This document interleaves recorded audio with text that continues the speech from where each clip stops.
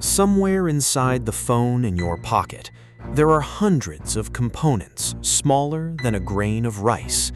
You've never seen them, never chosen them, and you have no idea they exist.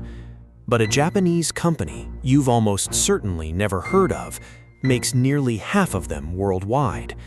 And in 1979, that company did something most manufacturers would never dare. It looked at its customers, held up its market share, and told them, effectively, the currency risk is now your problem. This is the story of how a Kyoto pottery family son built a monopoly so strong it could rewrite the rules of who pays for what. Murata makes nearly half of the tiny components inside every smartphone on Earth, and you've almost certainly never heard of it. The company is Murata Manufacturing. It makes a tiny component called the multi-layer ceramic capacitor, or MLCC, a component so small it's often measured in fractions of a millimeter, whose job is simply to store and smooth out electrical charge so the rest of a circuit doesn't glitch. Every smartphone needs hundreds of them. Every electric vehicle needs thousands. By Murata's own count, it supplies around 40% of the entire world's MLCCs, and roughly half of the ones going into cars. Independent market researchers, working from sales data, put the number closer to 30%, still enough to make Murata the largest player on Earth in a component nobody outside the industry can name. This is not a company that sells you anything with its logo on it. It sells the industry the parts the industry can't function without. And in 3 decades, this quiet dominance would let Murata do something almost no supplier ever gets away with.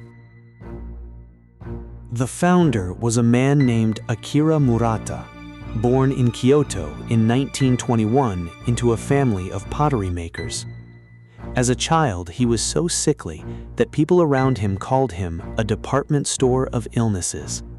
Confined to bed for long stretches, he read constantly, and that habit of teaching himself from books became the pattern of his entire career. He had no formal training in electronics, none. But in the 1940s, he taught himself, from scratch, how to build a ceramic capacitor out of titanium oxide, a material his family's pottery background gave him an unusual intuition for. He finished a working version in 3 months and personally walked it into Mitsubishi Electric to open the company's very first industrial account. Asked later why he kept pushing ahead of everyone else in the field, he gave a simple answer. He said he disliked competing head-on with people, so he made a habit of staying one step ahead of them instead. For decades, Murata grew by exporting, and exporting in yen-denominated contracts priced the American and European way meant one thing. When the yen got stronger, Murata's overseas revenue was worth less the moment it came home. In fiscal 1977, the yen surged, and Murata absorbed a currency loss of roughly 1 billion yen. Operating margin, which had been sitting at a healthy 20.8%, collapsed to 6.7% in a single year. For a components maker running on thin margins already, that's not a bad quarter. That's a structural threat to the entire business model. And it forced a question that most manufacturers never get to seriously ask. What if the exchange rate simply stopped being our problem? In 1979, Murata made its move. It converted 96% of its export sales to yen-denominated contracts. In plain terms, from now on, if the dollar weakened against the yen, that was the customer's exchange rate risk to absorb, not Murata's. Normally, a supplier who tried this would just lose the business to a competitor willing to eat the currency risk instead. Murata could get away with it because in its core product, the ceramic filter, it held roughly 85% of the global market. When you supply 85% of something the entire electronics industry needs, your customers don't have a realistic alternative supplier to run to. Market dominance wasn't just a source of profit anymore. It was leverage Murata used to permanently offload one of the biggest risks a Japanese exporter can carry. The strategic confidence behind that 1979 move didn't come from nowhere. It traces back to a partnership most English-language accounts of Murata never mention. In 1947, Akira Murata began working with Tetsuro Tanaka, an assistant professor of engineering at Kyoto University. Together, they turned barium titanate, a material with unusual electrical properties, into a practical, mass-producible component. Japanese company histories describe it as the discovery of the century for the ceramics industry, and it became the technical foundation everything else at Murata was built on, a direct line from a university lab bench to global market dominance decades later. And Murata's founder wasn't only interested in market share. In 1959, addressing the entire workforce, he laid out a different kind of ambition. そこにMurataがあることが、その地域の喜びであり誇りであるように。May the presence of Murata in a place be that region's joy and pride. It's a strikingly civic sentiment from a man who, at the exact same time, was quietly building one of the most aggressive market share strategies in Japanese manufacturing. Total dominance in one component category comes with a hidden cost: concentration risk.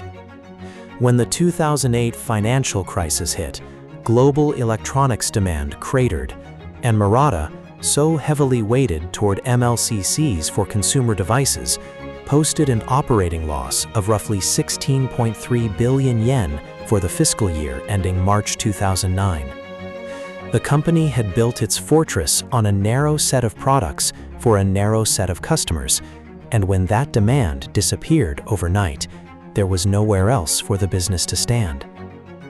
Demand for smartphones came roaring back within a couple of years, and Murata's dependence on that single category didn't shrink afterward, it deepened. The company doubled down on the very concentration that had just hurt it, because the alternative, walking away from a market it dominated, made even less sense. That pattern, dominance followed by concentrated pain, repeated again in the fiscal year ending March 2026. 3 separate problems landed at once. First, Murata's MEMS inertial sensor business, built on the assumption that autonomous driving and advanced driver assistance systems would scale up on schedule, took a 10.4 billion yen impairment when that rollout slowed down. Second, its battery business, acquired from Sony back in 2017, absorbed 14.5 billion yen in restructuring costs as inventory piled up and factory utilization fell. And third, the company confirmed a 43.8 billion yen goodwill impairment tied to Resonant, a filter maker it had acquired in 2022, a deal that simply hadn't paid off the way it was underwritten to. 3 bets on future growth categories: autonomous vehicles, batteries, and next-generation filters, all landing badly in the same fiscal year.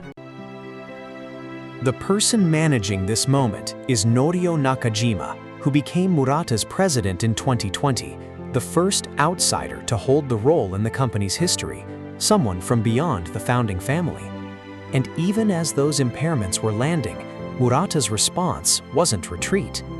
On April 30th, 2026, the company announced a share buyback of up to 150 billion yen, covering as much as 4.12% of its outstanding shares, described by multiple outlets as the largest in the company's history. It's the same instinct Akira Murata showed back in 1979. When the environment turns hostile, don't shrink. Use the balance sheet strength that decades of near-monopoly profits built up and push through the downturn from a position competitors can't match.